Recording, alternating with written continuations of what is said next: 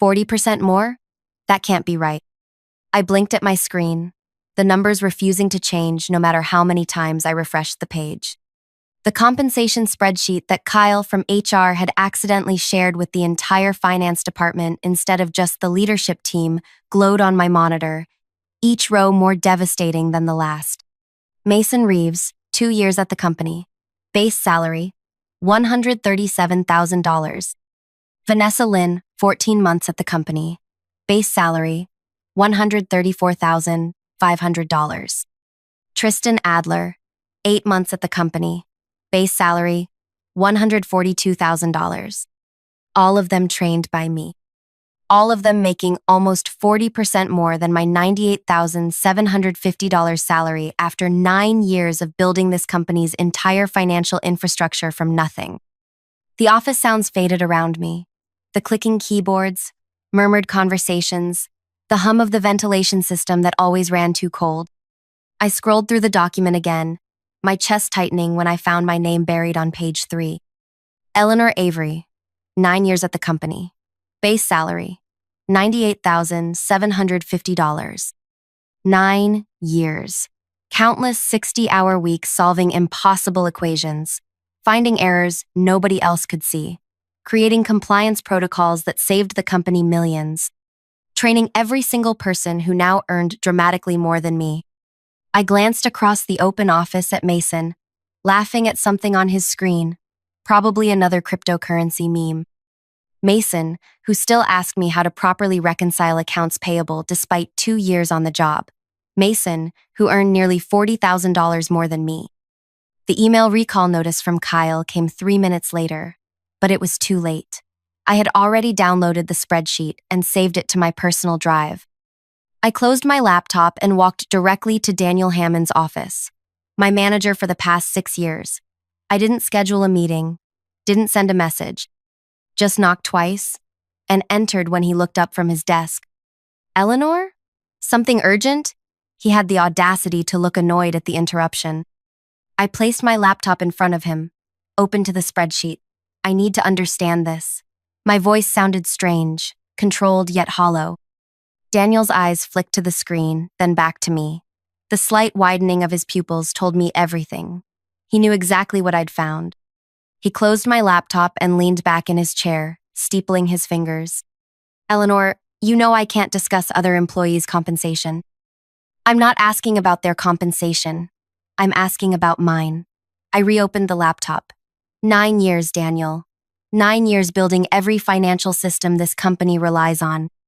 I trained all of these people who now make 40% more than me. How is that possible? He sighed. That particular sigh manager's perfect to make you feel like you're being unreasonable. The market has changed significantly since you were hired, Eleanor. It's company policy for new market entrants. Your compensation was set in a different economy. So adjust it. It's not that simple. There are bans, structures, policies. He shrugged, actually shrugged at me. Take it or leave it. My hands were trembling, but not from fear. From something else entirely. I'd like to request a formal compensation review. I kept my voice level. I can submit the request, but frankly, it will be denied. We just completed annual reviews last quarter. You received your standard 3% increase. He glanced at his watch. Was there anything else? That night, I didn't cry, didn't scream, didn't call my sister Meredith to vent my frustration. Instead, I opened my laptop at my kitchen table and began to write. I'm Ellie, by the way. Eleanor Avery, 34 years old. The kind of person who alphabetizes her spice rack and color codes her closet. The kind of person who's always been told she's detail-oriented and thorough. Corporate code for, we'll pile work on you until you break because you're too responsible to let things fail. Let me pause for a moment. Before I go any further, could you please take a few seconds to tell me in the comments where you are watching from? I want to know my story reached you, wherever you are. And if you've ever felt undervalued, maybe drop a heart or something. Because what I'm about to tell you changed everything for me. And maybe it will for you too. So there I was, sitting at my kitchen table with a glass of grocery store Cabernet, creating the most important document of my career. I started with a simple timeline of my 9 years at the company. 2014, hired as financial analyst. Built the first automated reporting system that eliminated 30 hours of manual work weekly. 2015, promoted to senior analyst. Restructured the accounts receivable process, reducing outstanding collections by 42%. 2016, created tax compliance framework that passed federal audit with 0 findings. First, clean audit in company history. I documented everything. Every crisis I'd averted, every dollar I'd saved, every system I'd built, every person I'd trained who now earned more than me. I worked through the night, fueled by a cold clarity I'd never experienced before. By dawn, I had created a 43-page analysis titled The Cost of Institutional Memory, a comprehensive breakdown of my value to the company. On the final page, I calculated the exact dollar amount I had saved the company in the previous year alone, $267,459. Compared against the adjustment I should have received to bring my salary to market rate, $39,500. The math wasn't complicated. I printed the document and had it professionally bound at a 24-hour copy shop. Then I went home, showered, and dressed in my most expensive outfit, a charcoal pencil, skirt, and cream blouse I'd bought myself after my last promotion 3 years ago. When I arrived at the office, I headed straight for CEO Garrett Wilson's office. His assistant Tara wasn't at her desk yet. It was only 7:15 a.m., so I slipped into his empty office and placed 3 items in the center of his desk. My resignation letter, an offer letter from a competing firm that had been courting me for months, offering $145,000 plus benefits, my leather-bound analysis. Then I went to my desk and began to work as though it were any other day. By 9:30, my phone rang. Garrett's extension. "Eleanor, could you come to my office, please?" His voice was tight.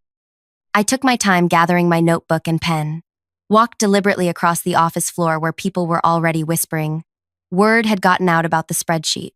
I felt their eyes on me but kept my gaze forward. When I entered Garrett's office, I found not just him, but Daniel, Kyle from HR, and Vanessa Chen, the COO. My analysis sat open on Garrett's desk. "Close the door, please, Eleanor," Garrett said. At 57, he had the practiced calm of someone who had never been told no. I remained standing, even when Garrett gestured to the chair. "We've reviewed your document," he began, tapping the leather cover. "I have to say, it's quite thorough." "Thank you." I kept my voice neutral. "There seems to be a misunderstanding about compensation that we should address," Kyle, from HR, interjected, sweating slightly at his hairline. "No misunderstanding," I replied. "I've worked here 9 years. I've trained 5 people who now earn significantly more than me. When I raised the issue, I was told it was company policy. I'm simply making a business decision based on the information provided." Daniel shifted uncomfortably. "Eleanor, if you had given us time to review your request..." "I did. For 9 years." I turned to face Garrett directly. The final section of my analysis includes a comprehensive knowledge transfer plan.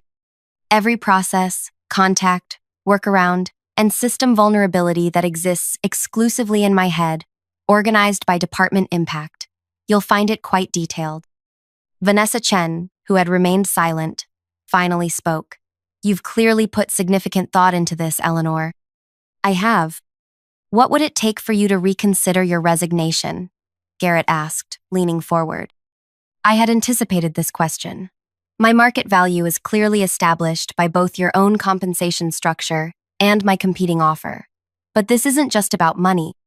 It's about 9 years of being undervalued despite demonstrable contributions to this company's success. I paused, letting the silence grow uncomfortable. I'd need my salary adjusted to $150,000, retroactive compensation for the past year's disparity as a bonus, and a formal review of compensation practices across the company to address similar inequities. Kyle actually gasped. Daniel looked at his shoes. Garrett studied me for a long moment. "You realize what you're asking is highly unusual. So is building your entire financial infrastructure and training my own replacements at a 40% discount for 9 years. The clock on Garrett's wall ticked loudly in the silence that followed. Outside the glass walls of his office, I could see people pretending not to watch. Finally, Garrett nodded. Give us 24 hours to prepare a formal response. I collected my notebook. My resignation is effective in 2 weeks. The knowledge transfer plan I've outlined requires 60 days minimum. You have 24 hours to decide whether that gap is worth addressing. As I turned to leave, Vanessa spoke again. Eleanor, just out of curiosity, who made you the competing offer? I paused at the door. Horizon Financial Solutions. They're led by Catherine Walsh. I let that hang in the air. Catherine Walsh, who had famously left this very company 5 years ago after experiencing the same treatment I had. Catherine Walsh, who had since built a competitor that had been stealing our clients for the past 2 years. The look on their faces told me they finally understood what they were about to lose. I walked back to my desk, heart pounding but steps steady. I could feel the shift in power vibrating through the air around me. For the first time in 9 years, I wasn't just Eleanor, the reliable financial architect. I was Eleanor, the force to be reckoned with. And they knew it. As I sat down at my desk, my phone lit up with a text from Catherine. Did you do it? I typed back a single word. Yes. Her reply came instantly. Their loss. Our gain. Dinner tonight to celebrate? I smiled as I set my phone down. The real victory wasn't just standing up for myself after 9 years of undervaluation. It was what was coming next. Because the secret I hadn't included in my analysis was the most valuable of all. I set my phone down and looked around the office that had been my second home for nearly a decade. The faint smell of burnt coffee from the break room. The uneven hum of the air conditioning. The view of the city skyline I'd watched grow with new buildings year after year. All so familiar yet suddenly different. My computer pinged with an incoming message. It was from Jordan in accounts receivable. What's happening? Everyone's saying you quit? News travels fast in an office designed for eavesdropping. I minimized the message without responding and instead pulled up the file I'd been working on for months. Not my analysis, something else entirely. When I said I'd documented everything in those 9 years, I meant everything. The first irregular transaction had caught my eye 18 months earlier. A vendor payment that didn't match any approved purchase order. Small enough to fly under the radar, $13,875 to a consulting firm I'd never heard of. I flagged it to Daniel, who dismissed it as pre-approved by executive leadership. The same response I got when I flagged the next one. And the next. After the third dismissal, I started keeping a separate log. Transactions with no supporting documentation. Vendors with post office box addresses and no websites. Payments that occurred like clockwork each quarter, growing slightly each time. By month 6 of my secret accounting, the pattern was unmistakable. Someone was siphoning company funds through fake vendor accounts. The amounts were calculated precisely to avoid triggering audit thresholds, starting small and growing just enough each quarter to establish a pattern that wouldn't raise flags if normalized against our growing revenue. It was elegant, really. A financial ghost operation that had diverted over $2.7 million in the past 3 years. This was the document Catherine really wanted. This was why she'd been courting me for months, offering a salary that actually reflected my worth. Because she suspected what I'd confirmed. Our company's pristine financial image was built on carefully constructed fraud. My desk phone rang, startling me. Daniel's extension. Eleanor, can you come to the conference room? We'd like to continue our conversation. 3 hours. They'd only needed 3 hours, not 24. I'll be right there. When I entered the Pine Room, our company named conference rooms after trees. How original. I found Garrett, Daniel, Vanessa, and now Thomas Whitaker, our chief legal counsel. Interesting addition. Please, sit. Garrett gestured to the empty chair across from him. He looked like he hadn't slept, though it was barely afternoon. I sat, placing my notebook and pen precisely in front of me. We've reviewed your requests, Garrett began, and we're prepared to offer you a revised compensation package. Thomas slid a document across the table. I took my time reading it, aware of 4 sets of eyes watching me. Salary adjustment to $155,000, effective immediately. a retention bonus of $45,000, a new title, Senior Director of Financial Operations, a seat on the Executive Leadership Committee, everything I'd asked for and more. The desperate counterattack of people who suddenly realized exactly how vulnerable they were. I closed the document and looked up. This is acceptable. Thank you. The visible relief that washed over Daniel's face was almost comical. Wonderful. Garrett smiled tightly. Thomas will work with HR to expedite the paperwork. We're very pleased we could resolve this matter internally. I nodded, gathering my things to leave, when Thomas cleared his throat. Just one additional matter, Eleanor. As part of this new arrangement, we've prepared a standard confidentiality agreement regarding company compensation structures and any irregularities you may have observed during your tenure. And there it was. I turned to Thomas, my expression neutral. Irregularities? Thomas maintained his practiced lawyer poker face. Standard language for executive agreements. Nothing of concern. I let the silence hang for 3 full seconds before responding. I'll need to review that language carefully before signing. Would you mind emailing it to me? Of course, Thomas nodded, though a muscle in his jaw twitched. I stood to leave but paused at the door. One more thing. I'd like written confirmation that the compensation review for other potentially affected employees will begin within 30 days, as we discussed. Vanessa and Garrett exchanged glances. We'll include that in the documentation, Vanessa finally said. I nodded and left, feeling their eyes burning into my back as I walked across the office to my desk. My phone buzzed with another text from Catherine. Update? I typed, counteroffer accepted. They're including an NDA about irregularities. Her response came quickly. Perfect. Proceed as planned. The next 2 weeks were fascinating. I was suddenly included in executive meetings I'd previously only prepared materials for. People who had barely nodded at me in the hallway now stopped to chat. Daniel brought me coffee. Black, no sugar, just how I liked it, without being asked. I signed their revised offer letter but kept finding concerns with the confidentiality agreement, sending it back to legal with questions that required careful rewording. A delaying tactic Catherine had suggested. The document isn't legally problematic. I explained to my sister Meredith over dinner that weekend. I'm just buying time.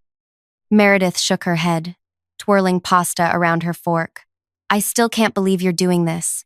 The old Ellie would have just taken the money and been grateful. I set down my wine glass. The old Ellie let herself be undervalued for 9 years. The new Ellie understands her worth. And the new Ellie is kind of terrifying. Meredith laughed. I love it. For those wondering what happened, because I know you're wondering, let me be clear. I didn't break any laws. I didn't steal company secrets. I didn't sabotage systems. What I did was much more effective. On day 15 after my confrontation, one day after my resignation would have taken effect, I sat across from Garrett, Daniel, Vanessa, and Thomas again. This time we were joined by Amara Jackson, the chair of the board of directors, connecting via video conference. Eleanor, thank you for your patience as we've worked through the details of your new role, Garrett began, smiling that CEO smile that never quite reached his eyes. Before we finalize everything, there's something I need to share with all of you, I said, pulling a slim folder from my bag. We've already approved your requests, Daniel interjected quickly. This isn't about my compensation. I opened the folder and distributed copies of a 15-page document to everyone at the table, sending the digital version to Amara. This is about the $2.7 million that's been systematically diverted from the company through fake vendor accounts over the past 3 years. The room went completely silent. On the screen, Amara leaned forward, eyes narrowing as she scanned the document. I've detailed the transaction patterns, the shell companies involved, and traced the funds to their final destination. I kept my voice calm, professional. I initially flagged these inconsistencies to Daniel 18 months ago, but was told they were approved at the executive level. All eyes turned to Daniel, whose face had gone ashen. There must be some mistake, he stammered. No mistake, I continued. I verified every transaction. The pattern became clear after tracking the first dozen payments. What wasn't clear was who was behind it. I turned to page 12 of my report. The money was carefully dispersed across 7 different LLC entities, all of which trace back to a holding company called Pinewood Ventures. I paused. A holding company registered to Thomas Whitaker's brother-in-law. Thomas's expression didn't change, but his knuckles went white, where his hands gripped the table. "This is absurd," he said evenly. "I've never heard of Pinewood Ventures." "Perhaps not by name," I agreed. "But the signature authorizing the formation documents matches the signature on your marriage certificate to Claire Whitaker, née Peterson. Your brother-in-law, Jordan Peterson, signed both." On the screen, Amara's voice cut through the tension. "Ms. Avery, these are extremely serious allegations. Why bring this to us rather than the authorities?" I met her gaze through the camera. "Because I believe in giving this company the opportunity to address the situation internally first. The fraud has been sophisticated but contained. It appears to involve only a small number of individuals, not systemic corruption." What I didn't say was that Catherine had advised this approach. "Let them think you're doing them a favor," she'd told me. "Give them just enough rope to hang themselves." "I'll need to call in our outside counsel," Amara said, already reaching for her phone. Thomas stood abruptly. "This meeting is over until legal representation for all parties is present." "Sit down, Thomas," Garrett said quietly, his eyes never leaving the documents in front of him. "Eleanor, how long have you been compiling this information?" 18 months. Since the first time I reported an irregular payment and was ignored." Daniel looked like he might be sick. "I didn't. I never." "You never asked questions," I finished for him. "You never investigated when I raised concerns. You trusted the wrong people and dismissed the right ones." The next 8 hours were a blur of emergency board calls, outside counsel arriving, security escorting Thomas from the building, and forensic accountants being brought in.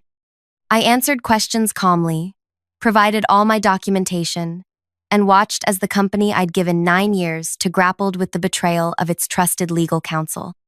By midnight, it was clear that Thomas had been the architect of the scheme, with 2 accomplices in the accounting department who had helped process the fraudulent payments. Daniel hadn't been complicit, just negligent and too trusting of Thomas, who had assured him the payments were legitimate, executive-approved consultancy fees. I left the building at 1:17 in the midnight, exhausted but eerily calm. Catherine was waiting in her car across the street. "How did it go?" she asked as I slid into the passenger seat. "Exactly as you predicted. Thomas is finished. The board is in panic mode. Garrett and Vanessa are scrambling to contain the damage." Catherine smiled in the darkness. "And you?" "I start as your new chief financial officer next month, as agreed, with a signing bonus matching what they embezzled from their own company." I leaned back against the headrest. "But first, I'm taking 3 weeks off. I haven't had a real vacation in 9 years." What happened after that? Well, that's when things got really interesting. The company tried to keep the embezzlement quiet, but these things have a way of getting out. Within days, Thomas and his accomplices were facing criminal charges. Daniel was placed on administrative leave pending an internal investigation into his oversight failures. The board brought in an independent firm to conduct a complete audit of all financial systems I had built and knew inside and out. 2 days before I was set to start my new role at Catherine's company, Garrett called me personally. "Eleanor, I'm hoping we can talk." His voice had lost that CEO confidence. "The audit team is struggling with some of the systems you designed. They're finding it challenging to understand your methodology." I almost laughed. "My methodology is fully documented in the knowledge transfer plan I provided. The one you ignored when you thought you could simply pay me to stay quiet. We're prepared to offer you a consulting fee to assist with the transition. Name your price." "My price?" I echoed. My price was being valued fairly for 9 years of loyalty and expertise. That opportunity has passed. I hung up and blocked his number. When I walked into Catherine's office on my first day as CFO, she greeted me with a glass of champagne. "To new beginnings," she toasted. "And to knowing your worth," I added.